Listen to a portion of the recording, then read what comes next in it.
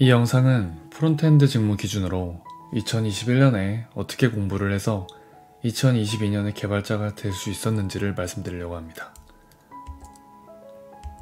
2020년 9월 본격적인 시작은 회사에서 기술 지원을 하다가 웹 개발자로 직무 전환을 하면서입니다. 본격적으로 직무를 전환하게 된 계기는 마케팅 부서에 크롤링 프로그램을 만들어주면서입니다. 파이썬으로 책과 인터넷을 보고 만들었었고, 코드의 품질에 대해서는 신경을 1도 안 쓰고 오직 동작만 구현하는 프로그램이었습니다. 그때 당시 이 작은 프로그램을 만들고 약간의 기능을 추가하는데 한 달이 좀 넘게 걸렸습니다. 매우 간단한 프로그램이었지만 지금 생각해보면 무슨 자신감인지 나도 할 수 있겠다 라며 본격적으로 프로그래머의 길을 가기로 합니다. 참고로 이때 지식은 8년 전 잠깐 해서 다 까먹은 약간의 C 언어 공부, 그리고 설계할 때 3개월간 1시간씩 독학했었던 생활 코딩의 HTML, CSS가 전부였습니다. 이 HTML, CSS로 눈에 보이는 웹페이지를 만드는 것이 재밌어서 프론트엔드 개발자가 되고 싶었습니다. 개발자기를 택했을 때 정말 많은 고민을 했습니다. 회사를 퇴사하고 학원을 갈지, 독학을 할지, 아니면 회사 내에서 대표에게 얘기를 해서 직무 전환을 해볼지 몇 주간 심사숙고를 했습니다. 일단 좀 더 현명한 판단을 하기 위해 공부할 수 있는 곳은 다 알아봤습니다. 크게 분류하면 국비학원, 유료 부트캠프, 각 기업에서 운영하는 무료 부트캠프가 있었습니다. 제가 당시에 30살이어서 단기간 내에 성장할 수 있는 방법인 부트캠프가 가장 좋았으나 무료 부트캠프들은 기본적인 실력이 되어야 들어갈 수 있었고, 유료 부트캠프는 적게는 500, 많게는 몇천, 너무 막대한 돈을 써야 했기에 엄두가 나지 않았습니다.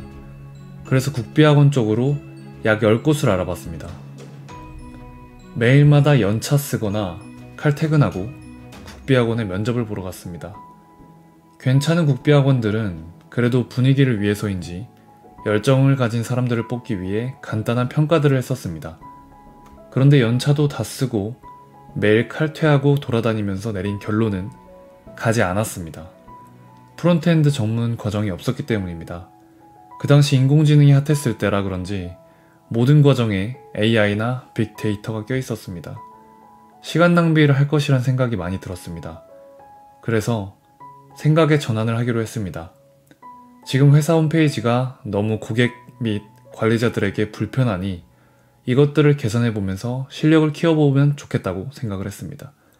비록 생활 코딩으로 공부를 했었지만 HTML, CSS, 자바스크립트를 그때 당시에는 어느 정도 알고 있다고 자부했었기에 문제 없을 것이라고 생각하고 그렇게 판단했습니다. 그래서 그 당시 대표님에게 앞으로 계속 공부를 하면서 실력을 계속 쌓아나갈 예정이고 이런저런 부분들을 개선해서 회사 매출 개선에 힘써보겠다고 설득을 했었고, 회사에서 평소에 열심히 하고 많은 것을 개선했던 점을 높게 평가받아 웹 개발자로 직무 전환을 할 수 있었습니다. 2020년 9월부터 2021년 7월까지 1년 안 되는 시간 동안 많은 것들을 개선했습니다. 그런데 문제가 있었습니다.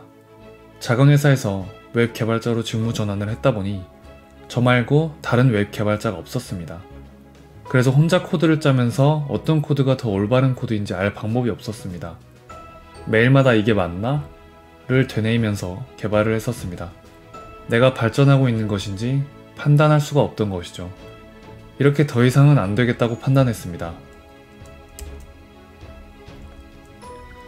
다시 프론트엔드 과정으로 교육을 들을 수 있는 곳을 알아봤습니다. 이때 무료 부스트 캠프들을 알아봤었는데 시기가 맞아서 네이버 부스트 캠프 F4의 네카라쿠베 과정을 신청할 수 있었습니다. 배민에서 운영하는 우아한 테크 코스는 시기가 맞지 않아 신청하지 못했고, 삼성의 사피는 프론트엔드 전문 과정이 없어서 신청을 하지 않았습니다. 신청한 네이버 부스트 캠프와 F4 중 결과적으로는 F4만 붙었었습니다. 네이버 부스트 캠프는 당시 전공자를 선호하는 것도 있었고 어느 정도 베이스가 있는 사람들을 뽑았습니다. 나중에 알게 된 것이었지만 우아한 테크 코스도 마찬가지였기 때문에 지원할 수 있었다라고 하더라도 거기도 동일하게 떨어졌을 것 같습니다. 하루 12시간 공부, 매일 시험, 한 달에 한 명씩 탈락, 굉장히 빡센 시간을 6, 7개월간 버텨야 했습니다. 매일 아침 10시부터 저녁 10시까지 아침에 자습하고 오후에는 수업을 듣고 저녁에 또 자습을 했습니다. 우리가 생각하는 자습처럼 널널한 자습이 아니었습니다. 모든 시간을 집중해서 공부하지 않으면 따라가지 못할 예습량, 복습량이었습니다. 그리고 매일마다 시험, 주간 시험이 또 있었죠.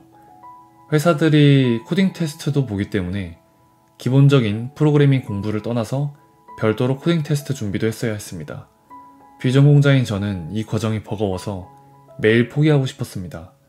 포기하는 사람들, 한 달에 한 명꼴은 아니지만 시작할 때 몇 명 떨어지는 사람도 있었고 진짜 포기하는 사람도 있었습니다.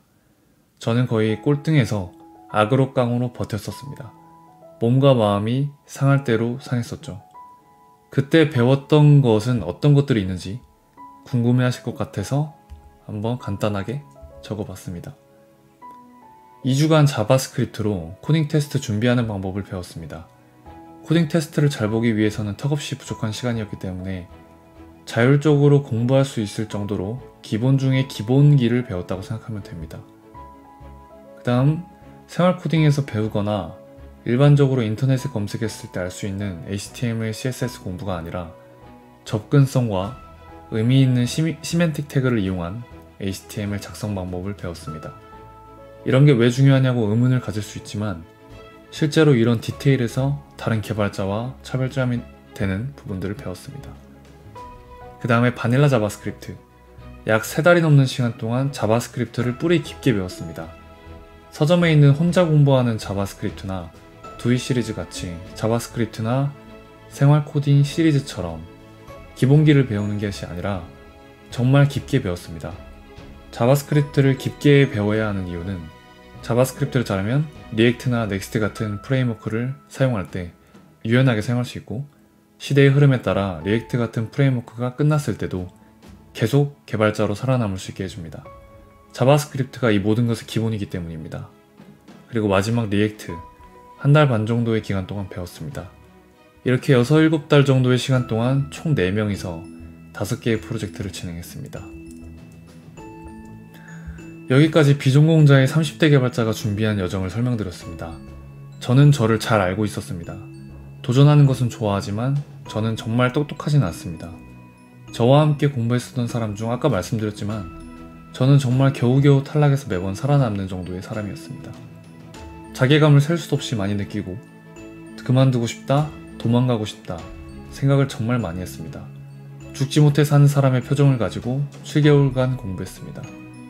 지금은 같이 공부했던 분들이 절 보면 정말 다른 사람처럼 보인다고 많이 밝아졌다고 해줍니다. 7개월 동안 혼자 공부했다면 분명히 포기했을 겁니다.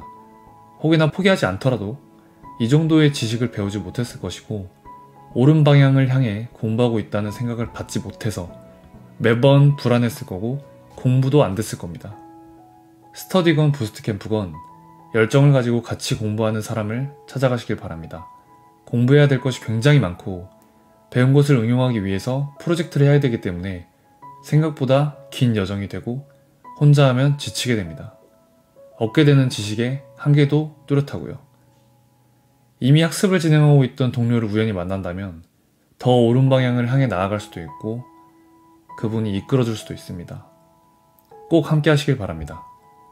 다음 영상에서는 궁금한 점들을 댓글로 달아주시면 한번 질문을 정리하는 시간을 갖겠습니다. 주말에 올리려고 했는데 주말에 이제 갑작스러운 일정이 생겨가지고 오늘 퇴근하고 정리한 뒤 올리게 되었습니다. 죄송합니다. 이번 주 주말에 또 영상으로 찾아뵙겠습니다. 감사합니다.